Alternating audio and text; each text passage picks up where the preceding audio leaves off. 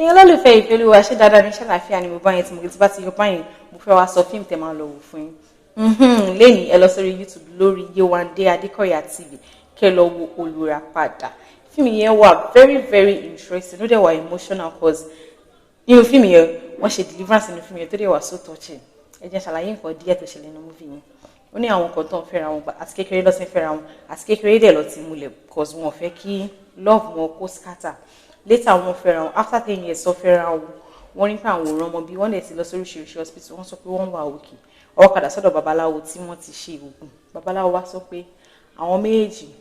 kò sọmọ láàrin wọn which means ọlọ́run ò kàn wọ́n pọ̀ wọ́n kàn múlẹ̀ ni bọ̀ pé táwọn méjèèjì bá lọ separate ways wọn máa rọmọ bí ẹ̀dẹ̀ mọ̀ pé wọ́n dẹ̀ ti múlẹ̀ so wọ́n lè lọ separate ways wọ́n ṣàgbà kámú ìyàwó ṣàsọ fún ọ̀rẹ́ ẹ̀ pé kó báyìí lòun fèsì ọ̀rẹ́ ní kó má wọlé fóun ní babaláwo kan tóun máa mú lọ́pọ̀ babaláwo yẹn bí ọmọ lọ́ máa ṣe pé ó máa rí ọmọ bí àṣé ọ̀rẹ́ ó ti ń háì ọkọ ẹ̀ yẹn ó mú un fẹ́ ló bá mú lọ sọ́dọ̀ babaláwo òun àti babaláwo ṣàjọṣe kúrúkẹ́rẹ́ wọ́n ṣàgbé àsìjẹ fún àsìjẹ tó gbé fún poison wà nù àsìjẹ yẹn ó ṣàjẹ àsìjẹ tó ṣe kún ti ènìyàn ọ̀rẹ́ wá padà sílé ó lọ bá ọkọ láti lè seduce ọkọ pé ọ̀rẹ́ ẹ̀ ṣàtìkú kó jẹ́ kóun kọ́ mi náà kóun wá replace ọ̀rẹ́ ẹ̀ tó ti pín ọkọ ṣáàlà spirit ìyàwó ẹ̀ yẹn ó ṣàyọ̀ ó pa lédi yẹn ṣàkún ìyẹn lọ bá yẹn after 10 years àwọn family wọn show concern pé what's up now ìyàwó ti kú now kó remarry kó move on pẹ̀lú láìfẹ́ kìnnìkan ọkọ ṣàyàrí pé òun ò move on cause òun ló mọ̀ nǹkan tóun fèsì nínú bíbẹ̀ yẹn ṣáwọn ṣàbárí Yewande Adékọ̀yà lókè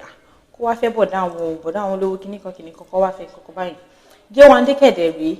òun tiẹ̀ àwọn ọkùnrin mẹ́rin tó ti fẹ́ sẹ́yìn wọ́n máa ń kú lé lórí ni so òun náà ẹ̀rù bọ̀ òun náà láti marry and then bọ̀bọ̀ kẹ̀dẹ̀ rèé ìyàwó àtìgbà tí ìyàwó ẹ̀ ti kú gbogbo àwọn méjì tó ti try àti fẹ́ ìyàwó ẹ̀ spirit ìyàwó ẹ̀ yẹn ó yá àwọn wèrè so òun náà ò fẹ́ marry torí nǹkan tó ti ṣẹlẹ̀ báyìí and then the other lady which is Yewande òun náà ní ogun tiẹ̀ tó ń nàjà àwọn méjì jọ ní ogun tó ń nàjà ìgbà tó ṣàyẹ̀ wọ́n ṣàwọn reconsider pé káwọn fẹ́ ra wọn káwọn jọ fight battle yìí ni later wọ́n fight battle yìí wọ́n dẹ̀ win battle yìí because wọ́n chase first wife yẹn wọ́n chase ẹ lọ ẹ má jẹ́ sọ gbogbo story yìí tán fún yẹn lólùfẹ́ mi ẹ lọ sórí YouTube lórí Yewande Adékọ̀yà TV kẹ́ lọ wo Olùràpadà ẹ wò